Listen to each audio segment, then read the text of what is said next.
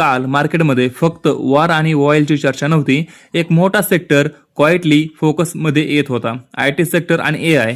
आज जगात प्रत्येक कंपनी AI बद्दल बोलते, अमेरिका, चायना आणि आता इंडिया सुद्धा. काल रात्री रिपोर्ट्समध्ये स्पष्ट दिसलं की भारतीय IT कंपन्या आता अग्रेसिव्हली AI प्लॅटफॉर्म्सवर काम करत आहेत, कारण त्यांना समजलंय फ्युचर ट्रेडिशनल कोडिंगचं नाही तर AI ड्रायव्हिंग टेक्नॉलॉजीचं आहे. पण इथे रियालिटी काय आहे? कोर AI टेक्नॉलॉजीमध्ये अजूनही अमेरिका आणि चायना खूप पुढे आहेत.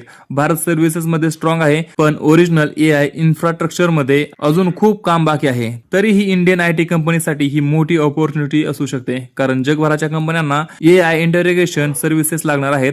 Automation, cyber security, AI software, cold data centres हे सगळे सेक्टर्स फ्युचरमध्ये एक्सप्लोर होऊ शकतात. काल मार्केटमध्ये जर जिओ पॉलिटिकल टेन्शन होता, तरी स्मार्ट मनी क्वाइटली AI थेमकडे लक्ष देत होतं, कारण लॉंग टर्म मध्ये टेक्नॉलॉजी सेक्टर्स मोठे वेल्थ क्रिएटर्स बनू शकतात. पण रिस्क पण आहे. जर AI मुळे जॉब्स रिप्लेस होऊ लागल्या तर ट्रेडिशनल IT बिझनेसेस मॉडेल्सवर प्रेशर येऊ शकतो. म्हणून पुढचे काही वर्ष IT सेक्टरसाठी ट्रान्सफॉर्मेशनचे असतील.